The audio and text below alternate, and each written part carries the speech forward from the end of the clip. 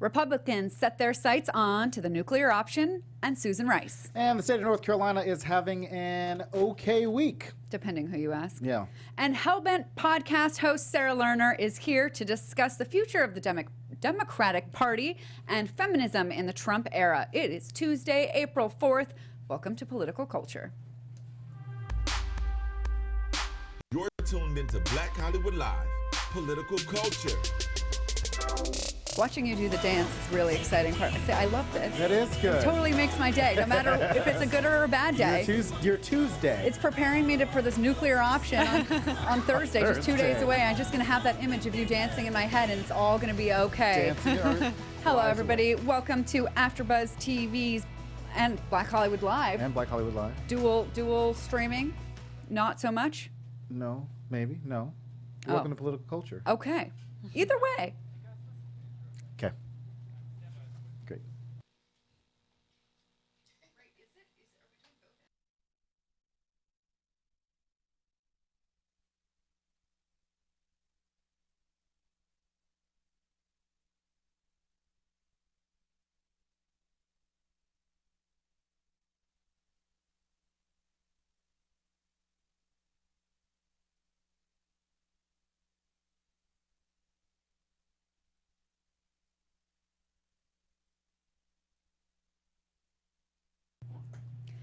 Republicans set their sight onto the nuclear option and Susan Rice. And the state of North Carolina is having an okay day, depending on who you ask. And week. Meh, sort of. Yeah. And Hellbent podcast host Sarah Lerner is here in studio to discuss the future of the Democratic Party and feminism in the Trump era. It is Tuesday, April 4th. Welcome to Political Culture. You're tuned into Black Hollywood Live, Political Culture. Welcome to Black Hollywood Live / AfterBuzz TV. See how I incorporated the two in there? I That's not aimed to confuse you. It's just that you can find us in multiple places all at once. Isn't it exciting? Welcome to Political Culture. I am your host, Chelsea Galicia. You can follow me on Twitter at Chelsea Galicia. I'm joined by my co-host, Drexel Hurd. How's it going over there? I'm good. How are you? You guys can follow me on Twitter at Drexel Hurd and Instagram, and maybe I should start saying Facebook too, because I do have a Facebook, and I think it's official Drexel Hurd, but I don't know. Oh. I'll have to look that up. But you can find me on Twitter. But your people set this up or something? No, I set it up, but I can't remember. Oh, it sounded much better to say somebody else. You know what it is? for you. I'm on this juice cleanse, so my brain's not working quite at 100 right now. Oh, you sound very LA right now. Oh, my juice cleanse. Basically. Well, welcome to the show. Okay, well, I guess we got to get our giggles out of the way because we've got some serious stuff to talk about. Yeah, and a little bit later, we've got Hellbent podcast creator Sarah Lerner in the house, so we'll be talking to her a little bit later in the show. But yeah, we got a lot going on. And not all of it great. It's never good. We that's are like true. less than 100 days into this presidency, and every time we could do this show, it's never good. Yeah, but a chemical attack in Syria takes things to another level. Yeah. Really devastating. Hundreds, or at least 100 people dead, mostly Kids. women and children. It's always mostly women and children, though. And just straight civilian area. There's not a military target in sight from where this happened. And I guess it's some sort of like nerve damaging chemical. But this is like been the used. third time that Bashar al-Assad has been accused of using chemical weapons this month. So I'm sure this is like the penultimate situation that he's kind of put his people in. But obviously this has been going on for a long time, and I know the Obama administration have been talking about it, with Obama's red line, and that's something that the Obama administration really didn't want to. I was watching Fareed's The Obama Legacy on CNN over the weekend. This came on CNN months ago, but they talked about why Obama didn't want to go and get involved in that. And some people might say it was a mistake not to get involved. I think that when you listen to Hillary Clinton during the campaign, and part of the reason why she talked about getting involved was for humanitarian reasons, and some people looked at it like that. Barack Obama just didn't want to get involved because he didn't want any sort of military. Yeah. Well, what comes up for me when I think about this is, Tulsi Gabbard went recently, and she has. Yeah, I wonder why. What do you mean? What is that? Oh, What is know. that snarky Yeah, remark? well, Tell us. No, I just think that there are opportunists like Tulsi Gabbard who go places. I think that Tulsi Gabbard is somebody but she had no real reason to go there. Except to understand this conflict. But she didn't go with the delegation like normal people do. She went on Tulsi Gabbard's time on somebody's money. Of all the places to go to, it's not like she went on a Caribbean cruise. She went. Yes, but why go by yourself? Why not take your Democrats? Why should she? Because I think that it looks. I said there's an opportunity. She got it cleared by ethics. Mm-hmm. So I don't understand. I'm saying that for somebody like Tulsi Gabbard, who clearly, she's a favorite to the left. She's not necessarily a favorite to most Democrats. I think that she would have been in a better position had she gone with the delegation to say, "Hey, we need to get Democrats on Syria," instead of, let me go increase my all the criticisms that I've heard you say about people, this one may top the charts for me. Criticizing her for going because she should have gone I'm saying in a group. Well, the first thing I said was she's an opportunist. That is how I kind of wrapped that Fighting up. words. This is I've me never, trying to keep it together. Well, I've never been a fan of Tulsi Gabbard, but but I digress. Never. She's not my favorite. She's like what's that other? Oh please. She's all right, moving on. What's that Bernie Sanders lady? Okay. What's that black lady? I can't even remember her name anymore because I try not to think about that whole side. But yeah, go ahead. What? I can't remember her name. I'm going to remember her name. Nina Turner. Nina Turner. Oh, God. The guest for the save. Jesus, they're birds of a feather, too. Yeah, let's talk about Syria. So President Trump, I think that's the first time I've ever said that together. I still have not done it. Donald John to us. So he sent out a statement today on the chemical attacks in Syria.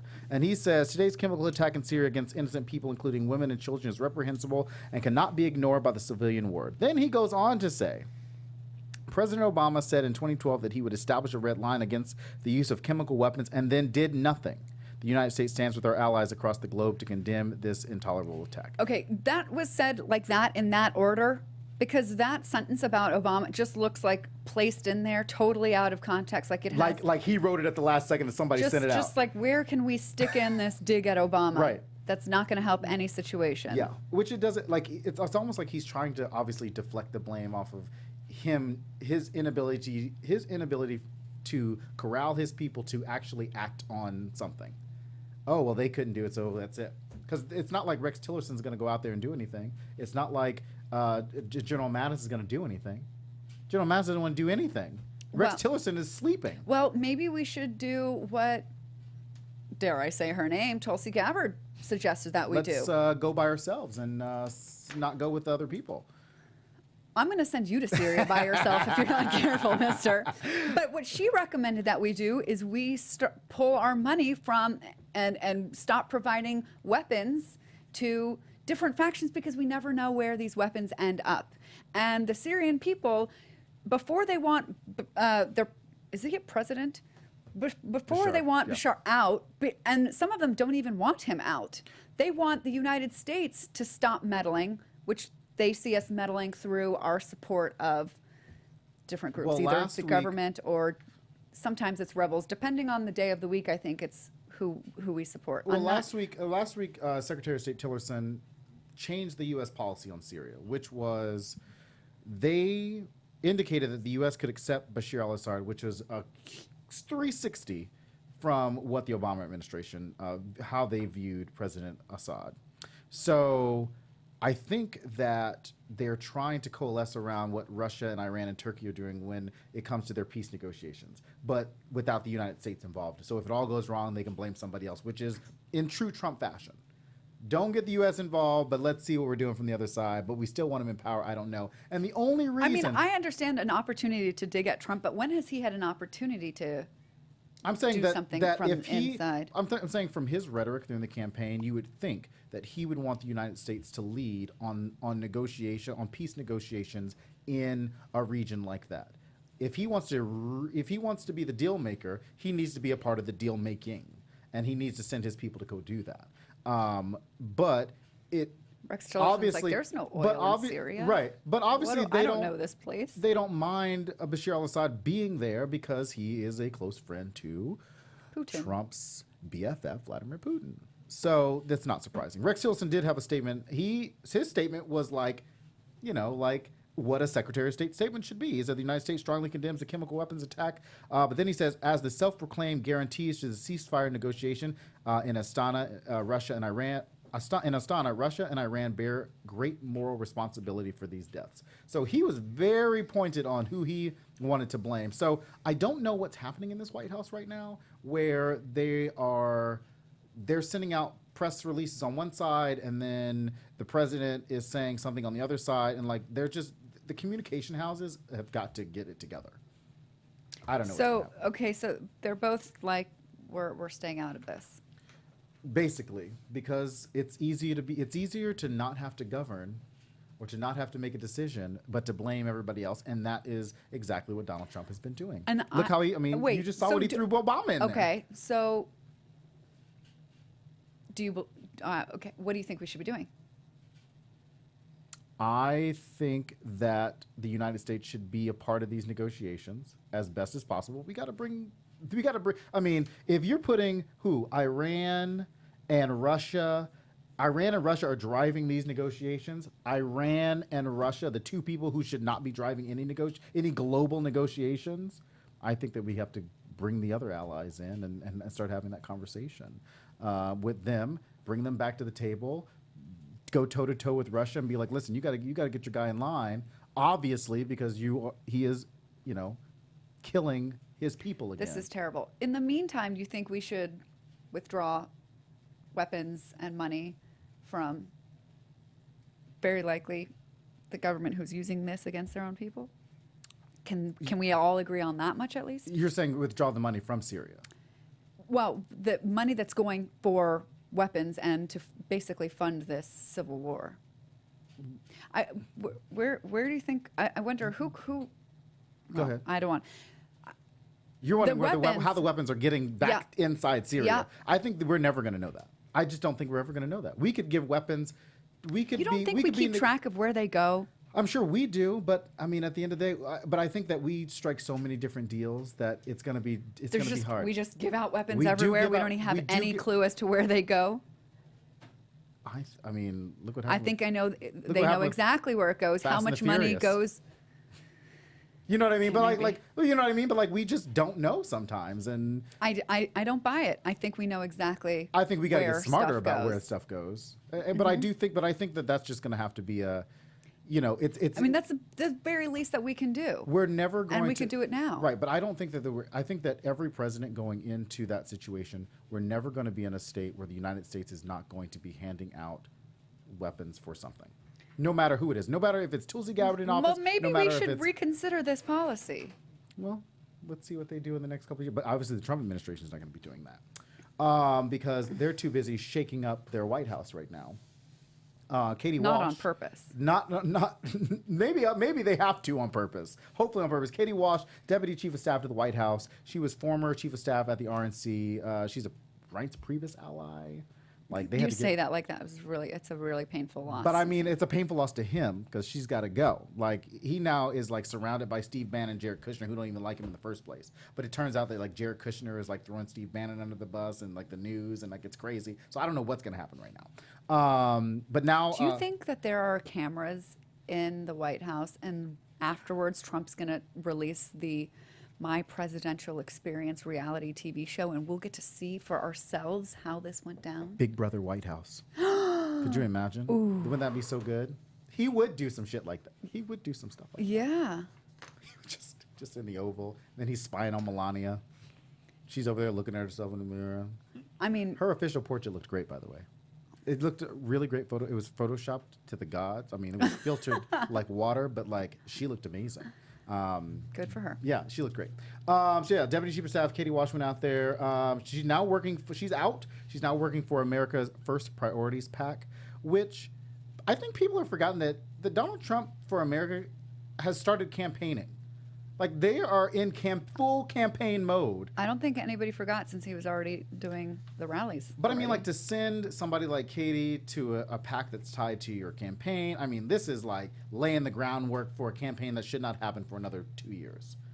So yeah, so Reince Priebus, like I said, is kind of all alone in this house, and And what people forget is that the White House chief of staff she quit, or you think they asked her to go to America first? You know what I think happened? I think that she accidentally was in the room with Mike Pence alone. Oh, Jesus, and without his wife. And Karen had to get rid of her. I don't know why she would leave. Other than that, she's like the highest profile woman, other than Kellyanne Conway. I thought at first I'm like, oh my gosh, Omarosa. Maybe she has like a conscience and she can't be a part of it anymore. And then she goes straight to a PAC. I was like, oh, never mind. Yeah, no conscience. I mean, there's only a few Republicans right now in Washington who have a conscience. So I don't know that it's going to be Katie Walsh, and it's certainly not going to be somebody coming out of that White House. Jared Kushner might have a conscience because he's trying to salvage his business. Do you think Flynn is like growing a conscience, or he's just like afraid for his prosecution and is? Like, I think that the House of Cards are falling on everybody right now, and that nobody knows what to do.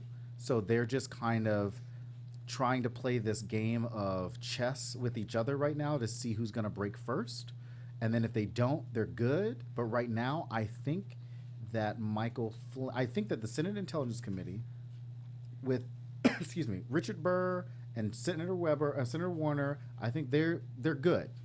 And I think the Senate Intelligence Committee is going to find out what the House Intelligence Committee could not do. And I think that we're going to be like,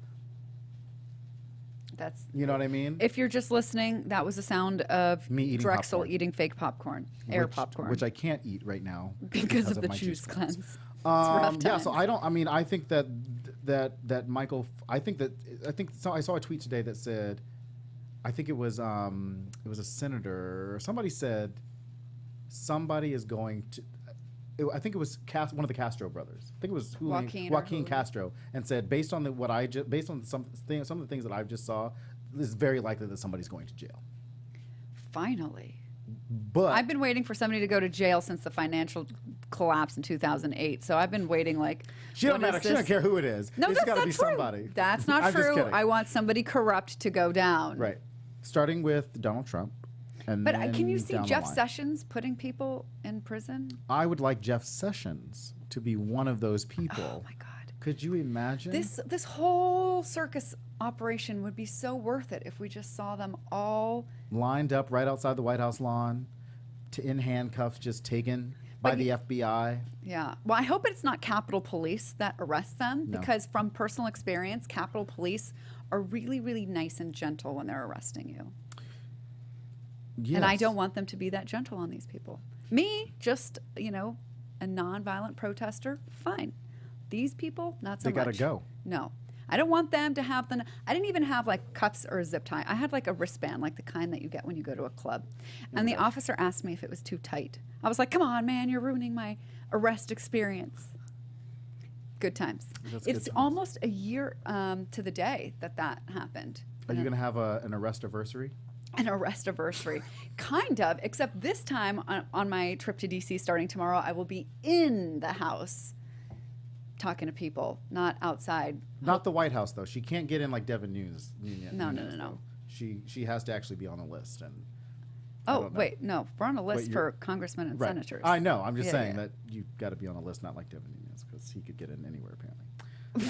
Nice. Sean Spicer was like, you don't have to be on a list if you're a congressman.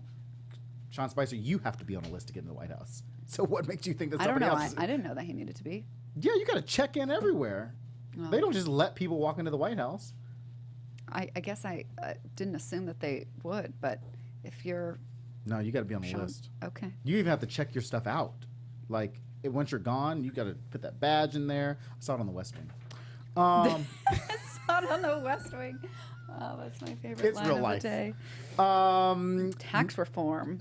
We didn't see any movement on the tax reform front. That's what they kept saying. What was going to be next, and then nada. But I do want to point out that if you want to see where the Republicans are headed on tax reform, go to the Ways and Means. Go to waysandmeans.house.gov/tax reform. I'm sure everybody's like, "Oh yeah, I really want to go there." I'm just saying, if you're really interested in tax reform, go there, because we don't want to talk about it. You will see what Paul Ryan, the way that Paul Ryan thinks, because there will be a Paul Ryan versus Donald Trump showdown on taxes. Ooh. this is me getting my popcorn. Because Donald Trump Paul Ryan wants to help the rich. Mm-hmm. Donald Trump wants to help the rich, but somehow it helped everybody down below. Mm-hmm. Paul Ryan's not interested in that. So they got to figure that out, and then I don't think they're going to figure that out. And then you're going to have the Freedom Caucus again. Well, they're going to agree on cutting the corporate tax to 15%, which people are going to be. Anyway, right. With all the deductions and stuff, corporations are going to pay nothing, and many of them already do pay nothing. So I don't know who's going to pay for that wall or anything else. That is a good question. I don't know who's going to pay. But what we do know is to keep your eyes peeled on the Senate for Thursday, because that is the day Mitch McConnell has said that this showdown will go down. Filibustering, nuclear option. I will be in D.C., and I'm sure I'll be like texting you like a crazy woman, telling you exactly what's happening. I can't meet Bernie. We did. Oh my God, I'm gonna kill myself. We did. Here I was thinking you wanted to be part of this experience with me, and all you could do is talk Bernie crap to me right now. But I do it out of love. I do it out of love. But last week we did have Roger Wolfson on, so check out that interview, because we did talk about the Neil Gorsuch interview, about Neil Gorsuch's confirmation and what that process is like. So check that out, because it was a really great interview. But history is about to be made for sure. Like. Yeah. If you're at all a law geek, political junkie, this Thursday will be one for the history books. This has never happened before. I mean, filibustering a Supreme Court nominee, not happened before. Nuclear option on a Supreme Court nominee, never happened. Before. And once it happens, once they pull this nuclear option, it will stick forever. I mean, because then it's going to start to be this tit for tat. Republicans are going to do it. I wonder if we're going to find out that there's a couple of Republicans that won't go for the nuclear option. But then there's a couple of Democrats. Every time that you pull one Republican off, you've got Joe Manchin on the other side. And Heidi Heitkamp. And Heidi Heitkamp, yeah. So, I mean, it basically evens itself out. I was listening to Pod Saves America the other day, which I love, and I know you listen to as well. Mm-hmm. But they were talking about, like, you don't want to primary Joe Manchin because he votes with Democrats sometimes, 80% of the time, and like you need him in very conservative West Virginia, or you're going to get an even more conservative Democrat that's not going to vote the way that Joe Manchin would, and I think we'll be in trouble. Same with Heidi Heitkamp. Like it's that ideology, it's that Democratic purity test that we seem to be putting on Democrats right now that is a mistake. And Joe Manchin should not be put in that. Like, listen, I rail on Joe Manchin all the time, and he frustrates the shit out of me. But we should not be putting purity tests on Democrats, especially when we are trying to be a party of a big tent. You cannot be the party of the. You cannot be. Okay, he can do that on everything else except the Supreme Court. People have to understand that this is the biggest of all biggest deals. Do you think he's getting kickbacks? Do you think that he's getting Joe Manchin? I haven't looked at his pork and like things that he's getting from West Virginia. But do you think that Mitch McConnell's like, I'll kick you over a couple bucks to West Virginia? I know cost of living is real low in West Virginia, so you only need a few bucks. It'll be okay. They're kind of doing that, rolling back environmental regulations so that coal country can boom again, whatever. Because he would much rather kill his people than help his people. But I was reading that Trump's list of Supreme Court nominees was the biggest, most helpful tool in rallying Republicans for Trump, even though many of them couldn't stomach him. Right. Because Republicans understand how important the Supreme Court is, and apparently not enough Democrats understand how important the Supreme Court is. Or, I guess 3 million more of us do, but not in the places where apparently it matters. Right, and you talked about last week about, that's a huge deal for people, and people don't quite realize what is going to happen on Thursday. Neil Gorsuch is only replacing a conservative. Scalia. He's only it's like a 1-for-1, but still, we weren't going to get, and we talked about it last week, like when Chief Justice Roberts was confirmed, there was no way that we would have thought that he would have voted on the Health Care Act like he did. This is true. I know. This is what I keep saying to people. I'm like, you never know. Sometimes these people grow a conscience on the bench. And you never knew. We would have never known about Merrick Garland either. But here's the thing. Did you know a federal appeals court today, it's in the 7th District. Where did this come from? I can't remember. 7th District, so it's not like liberal 9th.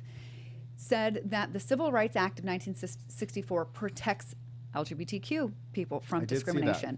So if this goes up to the Supreme Court right now, probably a split. If it goes up there with Gorsuch, probably not going to be upheld. I mean, this really freaking matters. Right. And so, yeah, definitely watch that on Thursday. Tweet at us because we want you Make to us feel better make if us- things go awry. The last thing I want to talk about before we get to our guest today, North Carolina, congrats to the University of North Carolina at Chapel Hill, which you will never hear me say ever again on this show. History was made right here. History was made right here. And As is now. a North Carolina State Wolfpacker, I will never say congratulations to Chapel Hill ever again.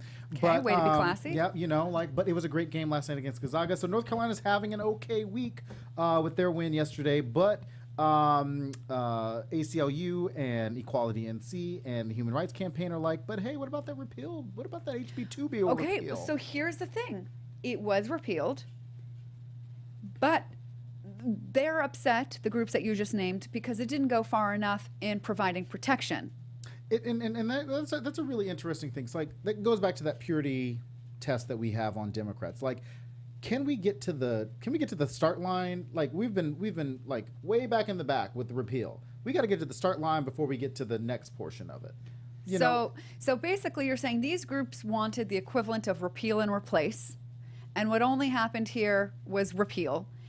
And so and now Democrats in the state of North Carolina have got to either vote for Democrats or they've got to figure out how to replace it with protections, which hopefully that federal what word are you looking for? The help you. ruling that you just talked about Okay. will be a blanket ruling, and I'm sure it will go all the way up. That will take care of HB2 once it gets all the way up to the top. But like depending on how the Supreme depending on how the Court- Supreme Court is. See, people, how it's all tied together. Yeah, but I think that Democrats have got to step it up in the state of North Carolina. They've got to definitely put the pressure back on Roy Cooper because he was willing to strike a deal pretty quick to get it off the books. But Because that was his number one thing that he said he would do in this campaign. But it only resets the bathroom policies back to what they were when Charlotte City Council passed the non-discrimination ordinance the first time. And I think the reason why people are pissed is because this repeal also says that the legislature maintains the control over this issue rather than allowing local ordinances to be passed around it, which means that Charlotte's ordinance doesn't matter. Right. And the new repeal cannot force private businesses to follow bathroom rules. So that was their compromise, which is you can still discriminate if you're a private business, but we won't, be mad at you. And you can do whatever you want to. So when you say it that way, then I get why people are pissed, because it's like a repeal in language only, not in effect. I mean, Basically. basically. And so I think that's why I said you can't. They weren't going to get Republicans who are a supermajority in North Carolina to give them what they wanted. They had to get back to the beginning. They had to snap back to the beginning. They could get the repeal they wanted, but they weren't going to get what they wanted. And the repeal, you think, only happened because the state was hurt so much by all the businesses that wouldn't come do business I mean, there? you're talking billions of dollars that Pat McCrory lost by fighting this, by not only fighting it, but using taxpayer money to fight it in the state. And then NCAA yesterday came out and said, hey, we will reconsider North Carolina being a place for the championship game, of course, after they won last night. So I think that it is good. It's a good step in the direction for North Carolina, but I don't think that the Republicans are going to give them, are going to be helping the state out if they don't get their act together. It's not So like you money, think- it's not like money's going to be pouring back in anytime Right. soon. Well, LA and other big cities have said they're still not going to be allowing taxpayer-funded travel to the state still. Right. So hopefully, I think NCAA should stick to the boycott. I think they should too. But I don't think they're going to. Well, let's find out what our guest thinks about that. She is the co-creator and the host of feminist podcast Hellbent, with episodes like Drip, Drip, Drip, Mother Effer, James Mother Effing Comey, Maxine Waters brought the mother effing fire. No problem with self-expression here. Nope. She's got a love for politics and feminism and a disdain, like I do, for the Bernie Bros. Welcome to the show, Miss Sarah Lerner. Thank you. Thanks for having me. Thanks for coming on. So let's talk about Hellbent podcast. Chelsea, I know, was listening to it right before I came on. I was listening to it on my way to work this morning. Your co-creator, Devin Handy. Yes. You guys started this last a couple year? months ago, actually. Yeah. After the election. Right before Trump took office. Yeah. So late January. So, or I guess a little bit after he took office. But you guys hadn't seen each other in like 10 years, and you just got on the phone one day and were like, let's do this podcast. Way to do something. There were a lot of people after the election that were like, oh, I think I should be involved in politics. And I was like, where were you 6 months or a year ago? That's what I thought in my head. Right. But I smiled and nodded, and I said, yes, welcome to the club. Yeah. Let me show you the way. Yeah. Remove your shoes and roll up your sleeves, or you're going to start reading. Totally. Right. So you jumped. How did you guys come up with the idea for a podcast as your venue for change? Yeah, I mean, we were both really interested and involved in the election and just in politics in general. And, you know, after the election, as I'm sure you guys felt, it just felt overwhelming. And we just wanted somewhere to put our energy. Like, we had so much, like, anger and fear, and you hear that a lot in the podcast. We definitely do not hold back. We swear With those a lot. titles, absolutely. Yeah. These are not subtle times. So we're like, we're just going to go there. But my co-host Devin was like super gung-ho about a podcast. And I was like, I don't know. I mean, I hear it's a lot of work for not that much payoff. And she kind of pushed me. And I'm so glad she did, because I love doing it. It's like cheaper than therapy, you know? It's a lot of fun. It's a lot of fun to listen to. Is that why I do these? Yeah. Maybe it is. Just to really talk Thanks it out. for helping me get to the root of why I'm here all day, every day. Pretty soon we're going to see Chelsea laid out on this table, and I'm going to be taking notes in the corner. Totally. Something must explain the fact that I'm 3 shows now. Is this for an opportunity for a shameless plug? Yeah, go ahead. Okay, so right after this show on AfterBuzz TV is the Trump Report, and then Wednesdays at 5 on Black Hollywood Live is Justice is Served. See, Those are all your shows. The most important show is the show that we're on together. Of course. Exactly. And this episode. This one, and this episode right now. now. So 2016. Oh, 2016. Wait, how did you were into politics already? Yes. Yeah. And- And I was writing about it. I was obviously very engaged during the primaries and during the election. And, you know, I've always just been interested in it. What do you think shaped your political outlook? Outlook? Yeah. I mean, I grew up in the Bay Area. So I've grown up around people who are progressive and are sort of engaged and active and care about social issues and social justice. And I've always been driven by that. But I think especially this election, I found myself getting more engaged because there was finally a female nominee. Okay. And that felt more personal to me, Yeah. I think, and I supported her. I didn't just vote for her. I supported Hillary Clinton, and just seeing like all the double standards and all that stuff that happened during the campaign, it felt really personal to me, because I know how that feels, you know, being a woman in the workplace. Yeah, Like, you talk about on your show, and you also did an article called, what was it? The perfect is the enemy. Perfect is the enemy of the good. So it was flawed. So I talked about that word flawed. And perfect is the enemy of the good if you're a female presidential candidate. And so you saw that she was flawed, sort of like any other person would be. Yeah. Didn't see that there were any fatal flaws. No, I don't think so. I think that the problem with being a woman, and I said this in my article, flawed, it was used so much with her. It was almost this insidious reminder of the perfection that the world does expect from women.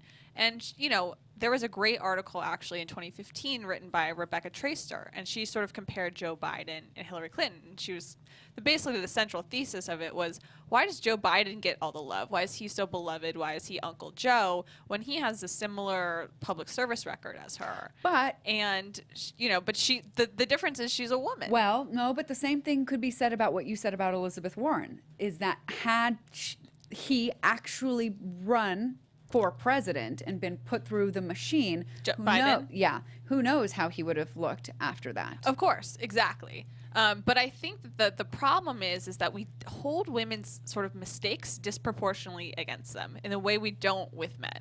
And certainly there are gaffes and things that Joe has had, but men are allowed to be complex three-dimensional figures. Women, it's like if we're put on this, we have these insane standards, and if we don't meet them, then we're flawed and we're bad, and that's it. Did you hear any argument, any policy position, anything that she had done before that turned you off about her at all, that led you to understand why, frankly, people like me were not super gung-ho about her? But I think that's the thing. There are plenty of things that I wasn't super gung-ho about. But I recognize the fact that she's just like any politician. She has things that she did that I don't agree with, that were mistakes, but that didn't make me say, oh, I can't support her, I can't be enthusiastic about her. I understand why other people might feel differently.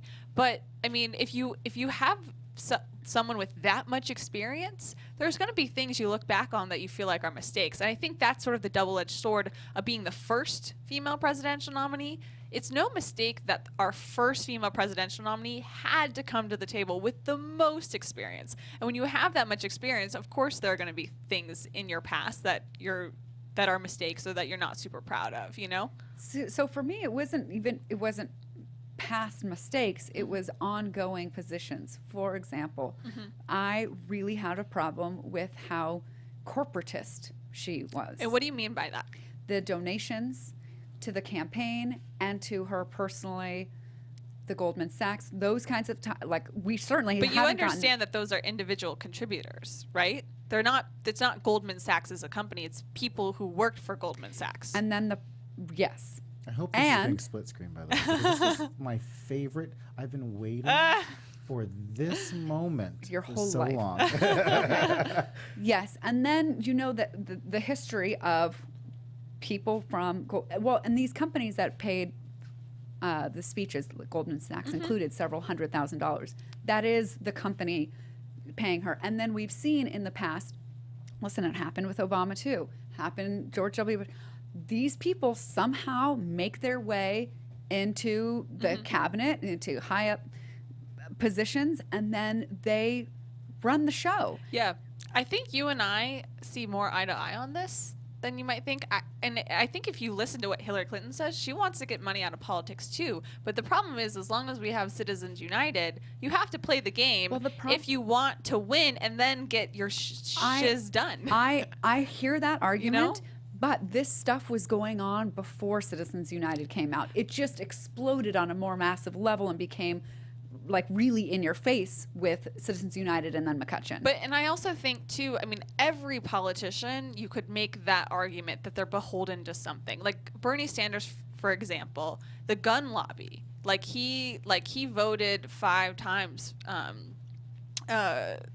in favor of guns, and he's not very good at gun regulation, and there's a sort of huge presence in Vermont with the gun lobby. So there's so many things I feel like he represents a country, but a state. But Hillary Clinton was senator of New York. I mean, bankers Wall Street employs so much of New York. I mean, you could make the same argument, you know? So yes, except we don't. Well, okay, but the gun lobby then hasn't like invaded the party. They have invaded the other party. Yes, they have. And that was a thing, and that really upsets me about what people didn't see about Trump is like.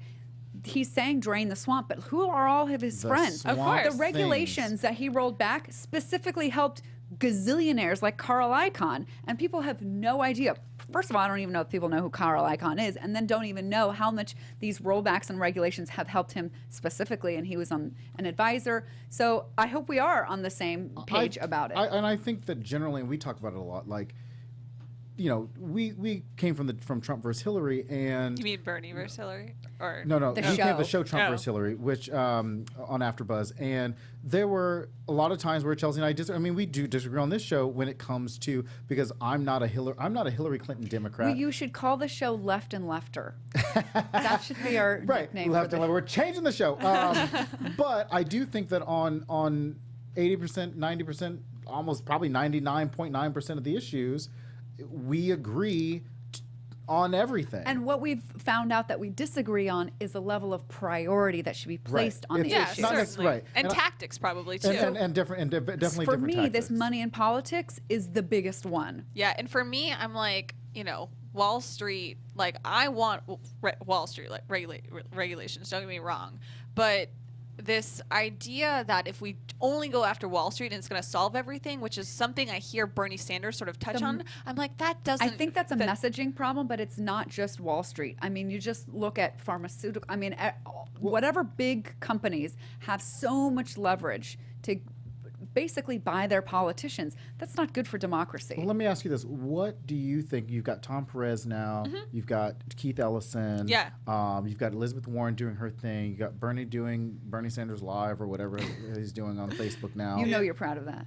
I'm just glad that he can get on Facebook. I'm glad that somebody can press the space button for him and Drexel, you're make so that live. mean. So mean. This is like ageism going on right here. Is No, that I what would I'm say the hearing? same thing about Hillary Clinton. I'm glad that, listen, Hillary did a Snapchat the other day. I was like, Hillary. I know, She she had a had little bowl cut, and I was like, bangs, bro, yeah. somebody couldn't tell you that the phone needed to be at least 10 feet away from your She's face before you figuring give it her a out, selfie. you Like, know? but I mean, She's like, that's the kind of, I mean, that's the reality situation Yeah. is, you look at Cory Booker, you look at Kamala Harris, you look at some of these other younger people, and you're like, yeah, I mean, do you go with the messaging of the older generation of Democrats, or do you look to the younger Democrats to take on what Bernie Sanders has been saying, what Elizabeth Warren has been saying, what Hillary Clinton has been saying, and just kind of be like, listen, your time has come and gone. Yeah. You've been in Hillary. I'm saying Hillary Clinton. You've been in. Yeah. Same thing for Hillary Clinton. Yeah. Hillary Clinton. You've been in politics for 30 years. And Biden too. Biden, you've been in politics for 30 years. Bernie Sanders, you've been in politics for almost your whole life. Everybody, take a seat because the new guard is coming in, Yeah. and now you've got that. Whether or not it's Tulsi Gabbard, whether or not it's okay. Cory Booker. I'm just saying, but there are a small cachet of Democrats that Yeah. are doing their thing. You look at John Ossoff, and we'll talk about him in a second. In Georgia 6th, like there are young Democrats coming up, and it's time for a lot of these people to kind of take a seat. So, what do you think the Democrats need to be doing right now, before 2018, to get a majority in the Senate and the House? Well, that's a big question. I personally want every Democrat to be acting like Maxine Waters right now. Yes. I think there's a reason why so many people feel like she speaks for them, because she doesn't hold back. She calls a spade a spade. She's focused on probably one of the most important things right now, which is Russia. And trying to make sure everything's figured out. And she speaks truth to power. And, I don't want to see Democrats like pander to the white working class or try to get Trump voters over. First of all, it's not going to work. Okay. There was an article in the New York Times just recently from Nick Kristof it was just another one of those articles. Oh, Trump voters find out Trump's going to hurt them too, Right, I read that.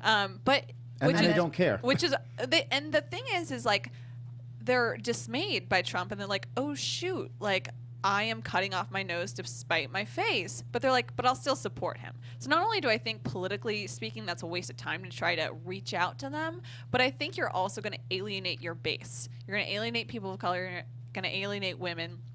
And that's not where Democrats should be focusing. I think, we do have a 3 million person advantage. Unfortunately, across 3 states, 70,000 votes, that produce a different electoral college result. But I think the thing to do is to follow Maxine Waters' lead and speak truth to power. Just be honest. just do not hold back. I think that's what people are really hungry for. And I think I said it last week, where I wish that the Democratic National Committee would use its resources, Democratic National Committee, Democratic Congressional Campaign Committee, and the DSCC, use that money, put ads on TV, and literally just do what Max just put ads on TV, be like, this is what they said. Yeah. This is exactly what Republicans are doing right now. Or send people out, or Bernie Sanders has this new leadership position. Don't just send Bernie Sanders out. Send out everybody. Yeah. Send out everybody across the country and say, Elizabeth Warren, you're going here this week.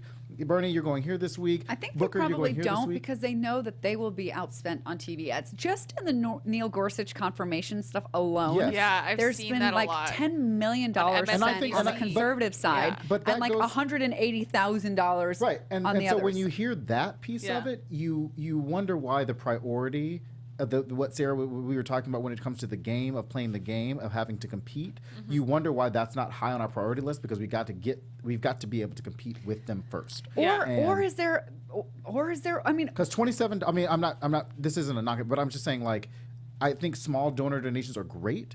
I just think that there's not enough, like, people who are struggling to even, pay for their medication can't be spending money on politicians who may or may not win. That's a gamble that I just don't think that young people right now can really rely on. Yeah, I would definitely love to see. My problem with the DCCC is I don't think they put enough money behind, kind of like what you said, not even just ads but races. I mean, John Ossoff, I mean, he's had an amazing grassroots campaign. They've raised over like $3 million.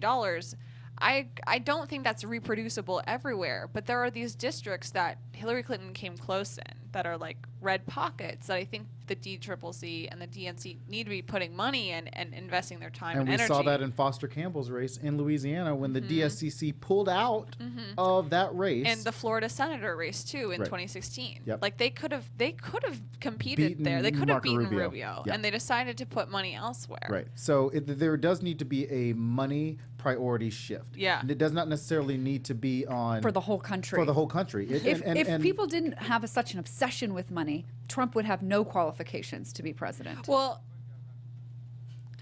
So I mean that I think is going to be and here in a second we're going to talk about some of the key races that are happening right now and some of the key races that are coming up. But Hellbent podcast, you guys do two shows a week. Yep, Monday and Thursdays. Where can they find Hellbent podcast on the iTunes?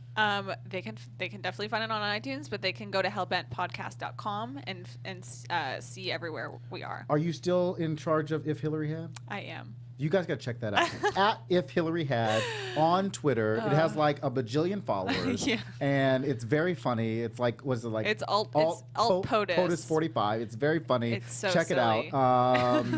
You got to come back on the show because obviously we'll have a lot more to talk about. Yeah. So thanks for coming on. Thank you. Let's look at what's happening around the country when it comes to our front pages from Sunday.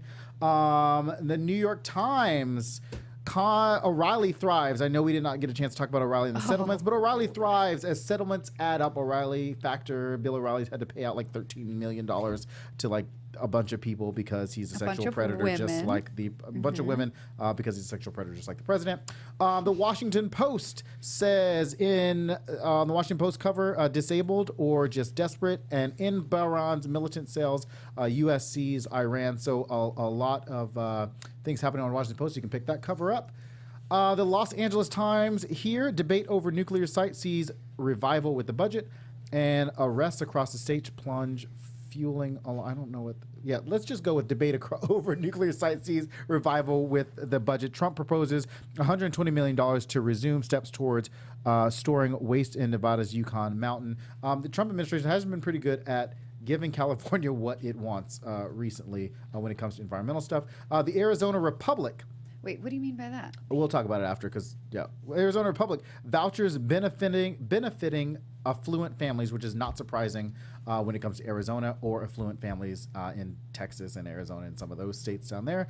And then the Dallas Morning News, silence. Well, let's go with from foe to friend after rocky start. Lockheed CEO wins admiration of Donald Trump, which is not surprising either because Lockheed Martin is huge. It's a weapon company. If it's not Boeing, it's Lockheed Martin.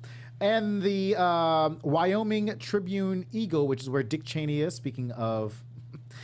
You keep track of where Dick Cheney is? No, I just meant like speaking of like defense contracts. Cities FEMA grant, what happened, different takes depending on which official you ask, and christening overpass about the growth. So those are the things that are happening around the country. So check your front pages. Pick up that hard copy because you can't always trust what you see on the internet. Chelsea, there's some key races going on around the country. We just talked about one of them. We talked about John Ossoff in the Georgia 6th. Yeah, and then Are we even talking about the one that's going on here California- in LA? I'm all California based right now as we speak, right? The California Or do the polls 34th is close? happening right now. Polls should be closed by now. Yeah.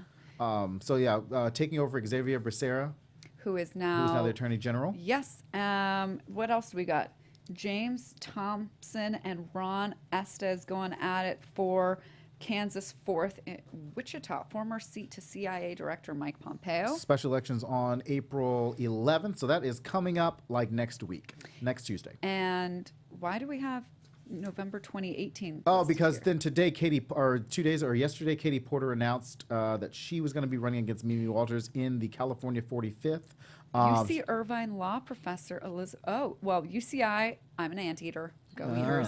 I wish I could have gone to the law school there, but I am so old that the law school was not yet in existence when I was there. Well, check that race out because that is going to heat things up because she is going to be on fire. She used to work for Kamala Harris, who brought her over to oversee some things when she was Attorney General. So check those races out. Obviously, the big ones are coming up, which is the Kansas 4th and the Georgia 6th with John Ossoff, which the Georgia 6th one, John Ossoff might just win that straight out. He might not even go into runoff mode, but you got to get 50% to win that race right out. We'll be back next week because Chelsea is going to be in DC, so she might have some goods coming back, and obviously some great stories about the filibuster on Thursday. Thanks to Sarah Lerner and from the Hellbent podcast for being on the show. You can follow me at Drexel Hurd on Twitter and Instagram, and then find me on Facebook. But don't friend request my dad because I'm the second, so don't do that. That'd be very weird. Thanks for that warning. I'm at Chelsea Galicia. See you not next week, but the week after that. Oh, wait, am I doing the show by myself next week? Apparently you are. Oh, apparently I am. So I'll see you guys next week. Check it out. We I will might be have some guests flying here. back at this time. Yeah, we'll be Like doing it this. from the air. We'll see you guys next week. Thanks for joining.